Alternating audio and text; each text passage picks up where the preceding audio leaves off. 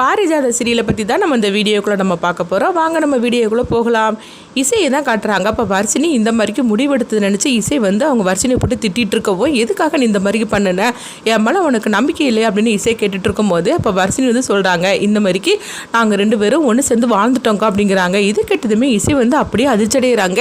என்ன வர்ஷினி இப்படி சொல்லிட்டு இருக்கிற அப்படிங்கும்போது, ஆமாக்கா ஏற்காட்டில் வச்சு இந்த மாதிரிக்கு நடந்து போச்சு அப்படின்னு சொல்லவும், அப்படி இது கேட்டதுமே இசை வந்து அப்படியே வர்ஷினியை போட்டு அடிச்சிருந்தாங்க.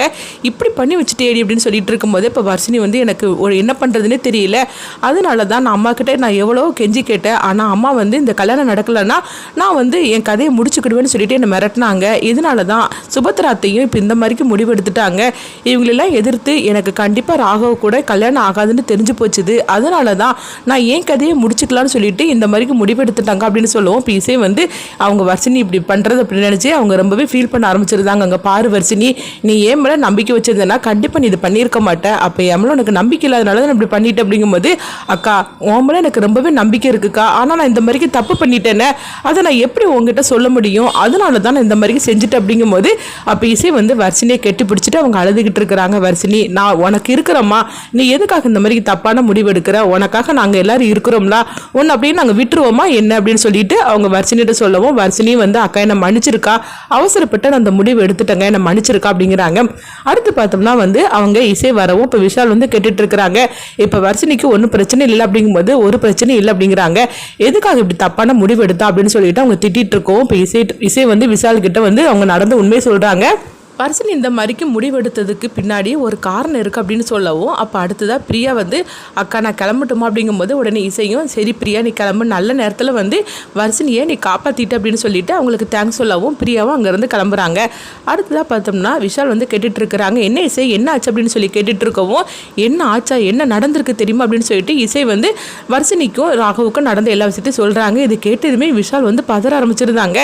என்ன இசை சொல்லிட்டு இருக்கிற அப்படின்னு கேட்கும்போது, ஆமாம் இதனால தான் வர்ஷினி என்ன பண்ணுறதுக்கு தெரியாமல் இந்த மாதிரி தப்பான முடிவு எடுத்துட்டா அப்படின்னு சொல்லவும், ஐயோ இப்போ என்ன பண்ணுறதுக்கோ தெரியல அப்படின்னு சொல்லிட்டு இருக்கும்போதே, அதுதான் எனக்கும் ஒன்றும் புரியல, நீ அது மட்டும் இல்லாமல் அம்மாவுக்கு சத்தியம் வர பண்ணி கொடுத்துருக்குற அப்படிங்கும்போது அந்த மாதிரி சூழ்நிலை நான் வேறு என்ன பண்ண முடியும், அதனால தான் நான் அத்தைக்கு சத்தியம் பண்ணி கொடுத்துட்டேன், ஆனால் கண்டிப்பாக வந்து அந்த சத்தியத்தை என்னால் காப்பாற்ற முடியாதுன்னு எனக்கு நல்லாவே தெரிஞ்சு தான் நான் சத்தியம் பண்ணி கொடுத்தேன் அப்படின்னு சொல்லவும், அப்போ விஷால் வந்து சொல்கிறாங்க, நீ என்னென்னமோ பண்ணிட்டு இருக்கிற, என்ன நடக்க போதோ தெரியல, இந்த மாதிரிக்கு நடந்து போச்சு அப்படின்னு சொல்லிட்டு ரொம்பவே வந்து குழப்பத்தோட அவங்க இருந்துட்டு இருக்கிறாங்க. அடுத்தது வர்ஷினியை வந்து வீட்டுக்கு அழைச்சிட்டு போகலாமா அப்படின்னு சொல்லிட்டு டாக்டர்கிட்ட கேட்கும்போது, நீங்கள் தாராளமாக அழைச்சிட்டு போகலாம், அவங்களுக்கு ஒன்றும் பிரச்சனை இல்லை அப்படின்னு சொல்லிட்டு இருக்கவும், உடனே வந்து இசையும் வர்ஷினியும் அழைச்சிட்டு வீட்டுக்கு போகிறாங்க. அப்போ வந்து இசை வந்து வர்ஷினிக்கிட்ட சொல்கிறாங்க, இங்கே பாரு இங்கே நடந்த விஷயம் எதுவுமே வந்து சித்திக்கு தெரிஞ்சிட வேண்டாம் அப்படிங்கும்போது உடனே வர்ஷினி சொல்ல மாட்டேன் அப்படிங்கிறாங்க. அடுத்ததாக பார்த்தோம்னா இங்கே ஸ்ரீஜாவை தான் காட்டுறாங்க. அப்போ ஸ்ரீஜா வந்து அவங்க அப்பாவுக்கு ஃபோன் பண்ணுறாங்க. அப்போ அவங்க அப்பாவும் வந்து ஸ்ரீஜா அங்கே நம்ம நினச்ச மாதிரி தானே எல்லாம் நடந்துட்டு இருக்கு அப்படின்னு சொல்லி கேட்டுட்டு இருக்கும்போதே, ஆமாம் அப்பா நம்ம போட்ட திட்டப்படி எல்லாமே நல்லாவே நடந்துக்கிட்டு இருக்குது, அது மட்டும் இல்லாமல் சுபத்ராவோட மகன் சொல்லிக்கிட்டு அசோக் அழைச்சிட்டு வந்தோம்ல, அவனும் சூப்பராகவே நடிச்சிட்டு இருக்கிறான், அதனால் அவன் மேலே யாருக்குமே சந்தேகம் வரலப்பா அப்படின்னு சொல்லிட்டு இருக்கவும், உடனே வந்து ஸ்ரீஜா வந்து கேட்டுட்டு இருக்கிறாங்க, அப்பா இப்போ நம்ம நினச்சது எல்லாமே நடந்துக்கிட்டு இருக்குது, எப்போ அந்த வர்ஷினி கழுத்தில் அவன் தாலி கட்டுறானோ அதுக்கப்புறம் தான் இருக்குது என்னுடைய ஆட்டம் அப்படின்னு சொல்லிட்டு இருக்கும்போதே, ஸ்ரீஜா நீ கவலைப்படாதம்மா, இனிமேல் உன்னுடைய ராஜாங்கம் தான் அந்த வீட்டில் அப்படின்னு சொல்லிட்டு இருக்கும்போதே நம்ம நினச்ச திட்டம்லாம் வந்து நிறைவேற போகுதுப்பா அப்படின்னு சொல்லிட்டு ஸ்ரீஜாவும் அவங்க அப்பாவும் பேசிகிட்டு இருக்கும்போதே இப்போ சிந்தாமணி வராங்க.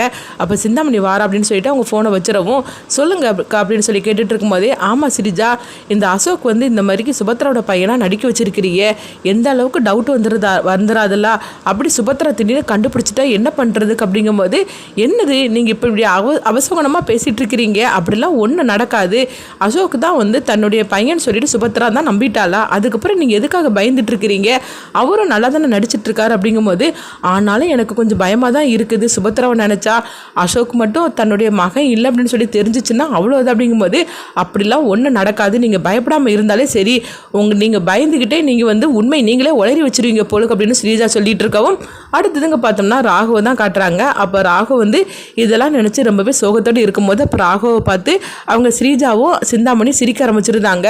வர்ஷினியை எப்படியாவது கல்யாணம் பண்ணி என்ன இந்த வீட்டை விட்டு துரத்தி விட்டு இந்த வீட்டுக்கு அவளை மருமகளாக அழைச்சிட்டு வந்தலான்னு சொல்லிட்டு என்னென்ன கனவு கண்டாங்க சொன்னாங்க. அது மட்டுமா ஏற்காட்டில் வச்சு என்னை எப்படிலாம் இவங்க 2 பேரும் வெறுப்பேற்றுனாங்க.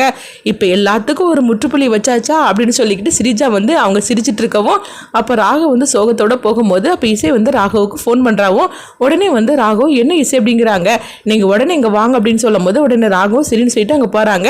அப்போ அடுத்ததாக பார்த்தோம்னா வர்ஷினி இசையும் அங்கே இருக்கவும் அப்போ ராகவ் வந்து என்ன ஆச்சு அப்படின்னு சொல்லி கேட்டுட்டு இருக்கும்போது அப்போ உடனே இசை வந்து இந்த மாதிரிக்கு வர்ஷினி தப்பான முடிவு எடுத்துட்டா ராகவ் அப்படிங்கவும் இதை கேட்டதுமே ராகவ் வந்து அதிர்ச்சி அடைகிறாங்க.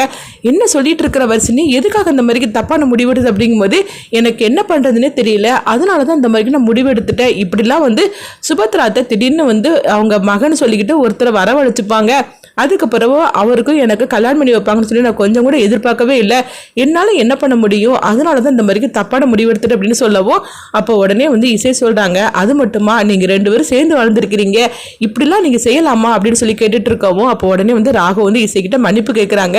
என்னை மன்னிச்சிரு இசை, அது ஒரு சந்தர்ப்ப சூழ்நிலை இந்த மாதிரி நடந்து போச்சுது அப்படின்னு சொல்லும் போது இப்படி நடந்துக்கிட்டீங்களே இப்போ என்ன பண்ணுறதுக்கு தெரியல அப்படின்னு சொல்லிட்டு இருக்கும்போது அதுதான் எனக்கும் ஒன்றும் புரியல, அம்மா இப்படி ஒரு முடிவெடுப்பாங்கன்னு சொல்லி நினைக்கவே இல்லை. எனக்கு கூட பிறந்த சகோதரன் வந்து உயிரோட வந்திருக்கான்னு சொல்லி நான் சந்தோஷப்படுறதுக்கா, இல்லைன்னா வந்து இந்த மாதிரிக்கு அம்மா திடீர்னு வர்ஷினியை வந்து அசோக்குக்கு கல்யாணம் பண்ணி வைக்கணும்னு சொல்லிட்டு முடிவு எடுப்பாங்கன்னு சொல்லி நான் கொஞ்சம் கூட நினைக்கல. இப்போ என்ன பண்றதுக்கு தெரியல அப்படி சொல்லிட்டு இருக்கும்போதே அப்போ அங்கே பார்க்குறாங்க அசோக் வந்து மறைஞ்சிருந்து யாருக்கும் ஃபோன் பேசுகிற மாதிரிக்கு போகிறாங்க.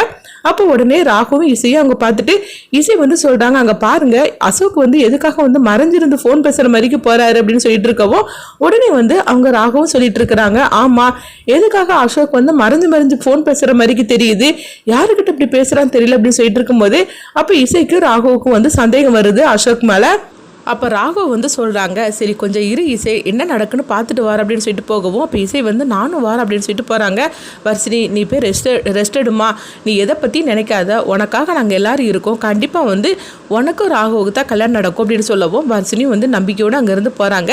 அடுத்து பார்த்தோம்னா இசையும் ராகவும் வந்து அசோக்கை ஃபாலோ பண்ணி போகும்போது அப்போ அசோக் வந்து பேசுகிறது எல்லாமே வந்து ராகவுக்கு இசைக்கு சந்தேகத்தை வரவழைக்குது. அப்போ ஒரு கட்டத்தில் பார்த்தோம்னா அவங்க 2 பேருக்குமே வந்து வந்தது அசோக் இல்லை அப்படின்னு சொல்லி அவங்க கண்டுபிடிச்சிருந்தாங்க. இதனால பார்த்தோம்னா இசை வந்து அவங்க விஷால் கிட்டையும் ராகவ் கிட்டையும் இந்த விஷயத்தை பற்றி சொல்றாங்க, வந்தது அசோக்கே கிடையாது, இது கூட ஸ்ரீஜாவை போட்ட திட்டமாக தான் இருக்கும், அப்போ உண்மையான அசோக் எங்க அப்படின்னு சொல்லி தெரியலையே அப்படிங்கும் போதே அப்போ உடனே இவங்க 2 பேருமே அதிர்ச்சடைகிறாங்க. ஐயோ இப்போ என்ன பண்றதுக்கு இசை அப்படின்னு சொல்லி கேட்டுட்டு இருக்கும் போதே அடுத்தது வந்து உண்மையான அசோக்கை கண்டுபிடிக்கிறதுக்காக இசை வந்து ஒரு பிளானை போட்டு கொடுக்குறாங்க. உண்மையான அசோக்கை கண்டுபிடிச்சிருவாங்களா, அடுத்தது என்னதான் நடக்க போகுதுங்கிறத வெயிட் பண்ணி பார்க்கலாம்.